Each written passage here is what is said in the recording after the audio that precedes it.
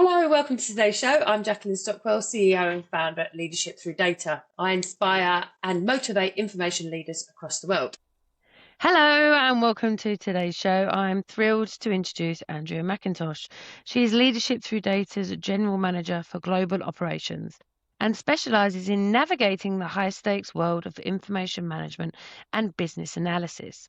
Whether it's managing complex vendor relationships or fixing broken organizational processes, Andrea has a reputation for bridging the gap between technical IT and real-world business strategy. She's here today to help us deconstruct the Daisley case and explain why boring record keeping is actually a frontline defense for any organization. Andrea, it's absolutely great to have you here. So, Andrea, in this case, the council actually had the document, but it was effectively invisible. How does a record that physically exists become legally non-existent in the eyes of a council? Yeah, so Jackie, great to be here, and I'm quite excited to share this story about what became quite a front page headline case and put records management at the forefront. So the record was there; it was a physical record, and it's just a case of, there was a misfile at some point. So there was a misfile of the document that was critical to the case, and when digitisation occurred, the document was obviously picked up in the misfile and then digitised, so it became quite open and available to the organisation. Lovely. So we often think of record keeping as filing papers, but this failure cost millions of dollars and years of stress for a landowner. From an information management perspective, where does the clinical error and the negligence? So I don't think that it was negligence as such. There was certainly no intent to hide the information.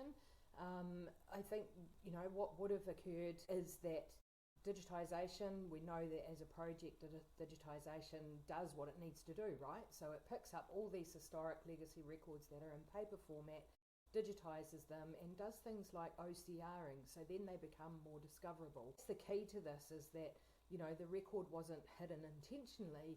What happened was the OCRing and the digitisation of the records just made it more visible. So in terms of the outcome of that, the original problem, I guess, was that the consent existed but was poorly stored, archived or indexed. So that's a failure in the records management storage of that physical record.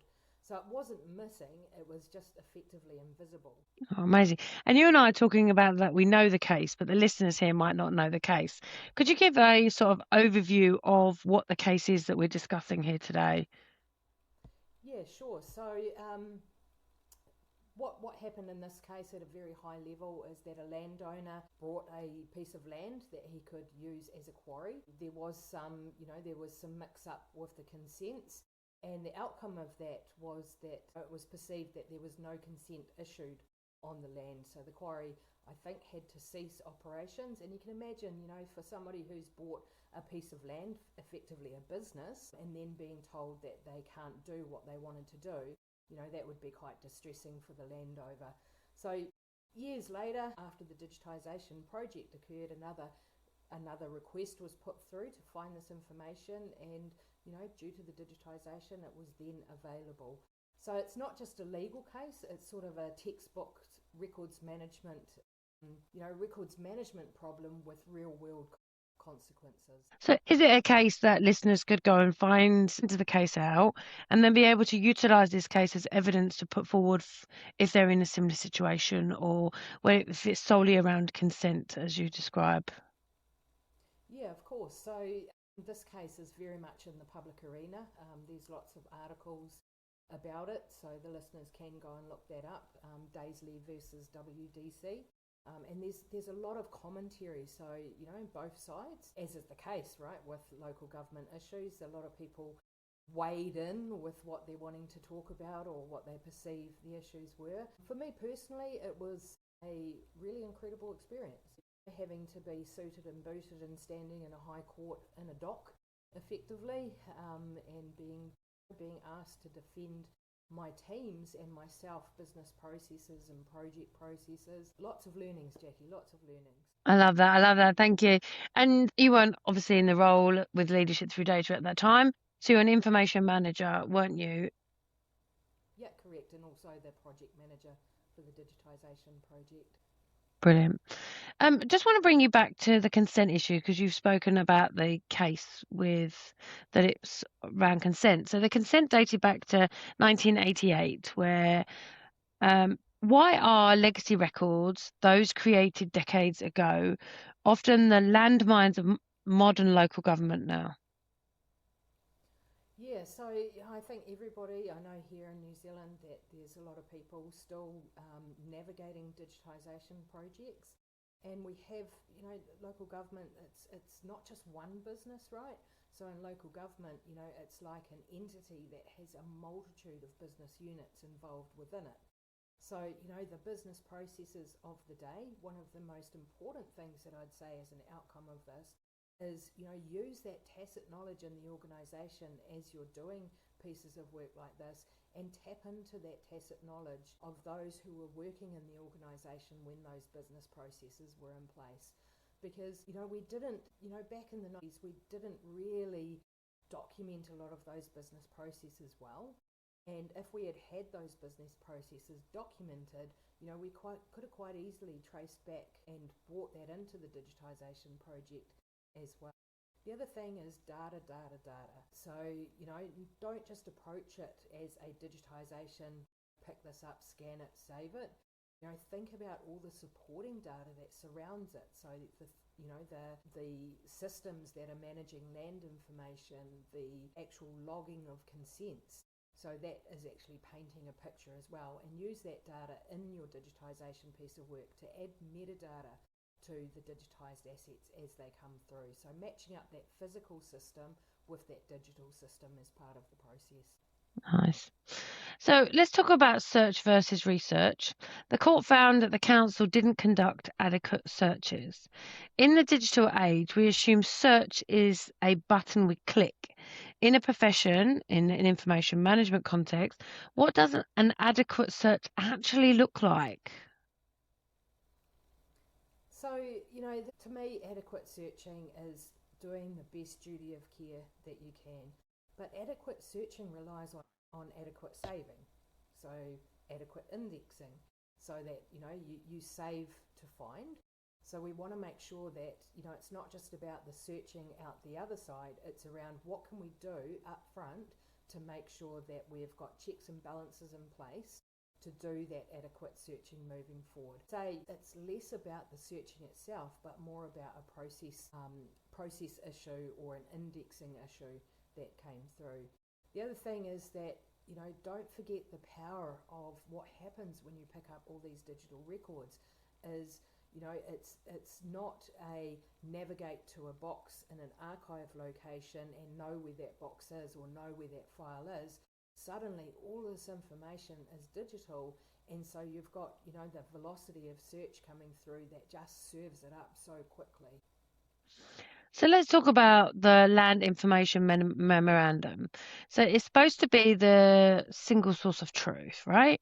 So when LIM is wrong because the records are poorly indexed, who is ultimately responsible? The person who did the search or the person who designed the actual filing system?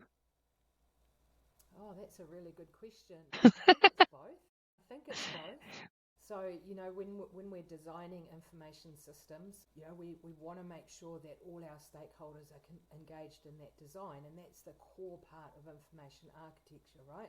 Is getting our stakeholders engaged, because we don't do their job. So we actually don't know how they're going to be searching. We don't know what the triggers are for that search. But then on the flip side of that, the stakeholders, document your processes. Document your processes for search, document your processes for that end-to-end business process as well. Because as an information architect or a records manager, I'm going to be relying on that so that I can do the best for you in terms of making that information available. So corporate memory. Let's talk about corporate memory. So you've mentioned corporate knowledge versus corporate action. How can a council know something as an organisation while its staff simultaneously not know it on the ground? So I guess this comes down to the fact that records management isn't passive. You know, it's not just a back office passive function. Records management, it directly shapes the decisions and the rights and in this case livelihoods of people that are impacted by it. Corporate knowledge, I often when I'm talking to my executive sponsor of the day, I talk to him about corporate amnesia. We need to avoid that corporate amnesia, so making sure that that memory isn't lost. So doing all that we can, and that's at times going to take a big investment. So cases like this are a good case study to say this investment is worth it. And we need to make sure that we're not just passively filing things away, we're wrapping around it all the things that we need to preserve that corporate memory or preserve that business process memory and the memory for our customers who rely on that information. And that's brilliant because that was one of the questions earlier about how they can utilise this case going forward. So I think that's a really good example there. So the duty of care. So this case establishes a clear duty of care for councils to maintain accessible records. Does this ruling change the standard of care for records managers across New Zealand and the world? I don't think it changes it fundamentally because the records management professional, they have a really strong duty of care, and that's why we're so passionate, right? Because we really do care about what we're doing. I think the changes are around bringing that paper world into the digital world and what the consequences of that are. And if we are not wrapping good metadata around it and not aligning that metadata to our systems of the day, then we're always going to have problems like this. So we just need to make sure when we're digitising that we're bringing all of that corporate knowledge in and then wrapping that around the assets. So let's talk about risk and records management. So we often view records management as a back office support function. Well, I don't, because I always think it's the forefront of a business process. But how does this case prove that IM is actually a core risk management strategy? I think the numbers speak for themselves in this case. We're talking millions of dollars here. But I think it comes down to more than that as well. It's around the importance of records management in terms of it's not just about archiving. It's not just about because we have to under the Public Records Act. It's around, keeping that information for future actions and preserving it for future actions. So thinking about the way that it shapes decisions and the reliance on it moving forward. But also, there's that defensible disposal that comes into play here as well. So making sure that we are doing disposal well means that we can, hand on heart say the information's not here, it was disposed under this, disposal authority, job done. So it's not just about saving records, it's managing them through that life cycle and also preserving them. So, we're talking about the 80s here. So very easy to preserve paper. We just box it up and store it well and, keep it all nice and tidy in the archives. But we're dealing with more and more digital information and often third-party systems. So thinking about preservation up front and exit strategies from those systems as well. So let's talk about one thing that we all like to talk about is deleting. So people often think that if they can't find a record, it's gone. So what does this case teach us about the permanence of legal obligations, regardless of how messy our filing is? Think about it up front. Yeah, we need to, and one of the things that I would take away from this is, doing little mini audits of your archives if you're still holding a lot of paper records. Just go through and walk through the business process and see if you can find the things that you need to be finding. And, by doing that, you're doing sort of a quality assurance program within your records management program, the same as we do in a digitisation piece of work. We're actually going to go through and test that we can find the things that we need to find relying on the indexes that we created. Yeah, just walking through it and making sure that we can find things. This case screams like, just because it's not there doesn't mean it's not there, right? So, think about, how can we avoid things like this happening in the future? So how can we avoid misfiles? Barcoding might be a good way to do that. So having some form of barcoding system on your landias in your archives area to, scan the shelf and then just make sure that the connection is true between the shelf and the box and the file. Nice. And if people are using Microsoft 365, what other things in that environment could you add to that? So Microsoft 365, obviously we're dealing with digital assets here, and we're going to be wrapping it around with a lot of metadata. And again, we're going to bring through that third-party metadata if we need to. So utilising the APIs to do things like update the term store with specific codes that we can stamp against the information.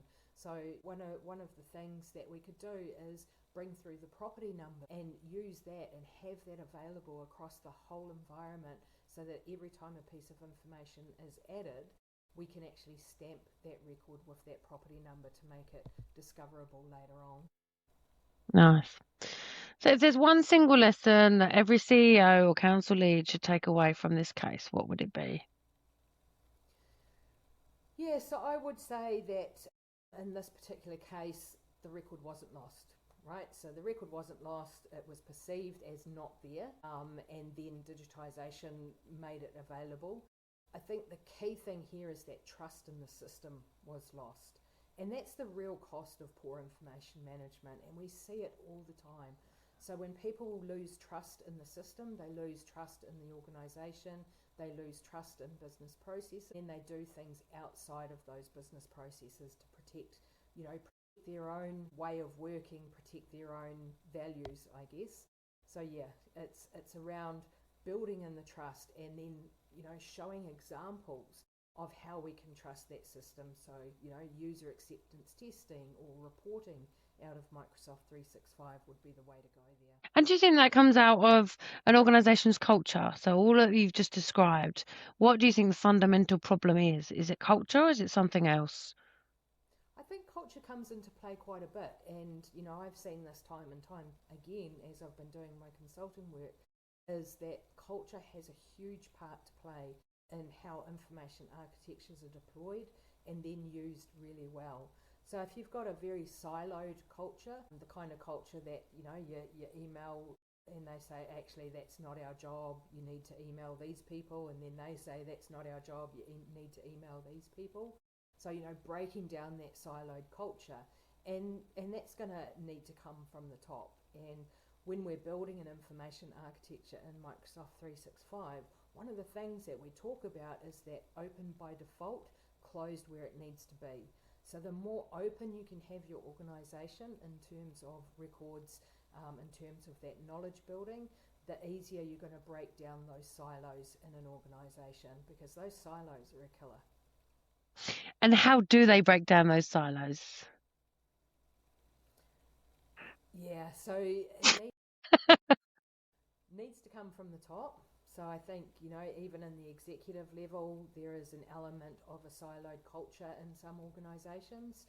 So, the execs are really tight on what they work within, but we need to encourage that cross-collaboration between teams. So, a little bit more of a matrix organisation, I guess, where, you've got your hierarchy, it's there for line management and it's there for HR reasons. But in terms of being on the ground and how the organisation works, everyone is working on different things together, because then we get the best of everybody's knowledge. So, we're not trying to work in those silos. Thank you so much. Andrea, how can listeners reach out to you if they want to know more? Yeah, sure. So I'm on LinkedIn. You can look me up on LinkedIn or contact me through the Leadership Through Data website. Amazing. Thank you so much for your time today. Thank you. Thank you for listening to the Journals of the Information Entrepreneur with me, Jacqueline Stockwell. I hope you found this episode inspiring and helpful and have some takeaway tips that can be useful to you. If you liked this episode, please like, review and share it with your friends. Your support helps us reach more information leaders to stay inspired and listen to great content. Want to test out your strengths and weaknesses and measure it against our Empower framework? Please complete the scorecard. It's a great way to improve and evaluate your skills. You can find the scorecard at the end of the description of this podcast. Stay tuned for a new podcast every Thursday, and remember to be bold, be brave and be beautiful.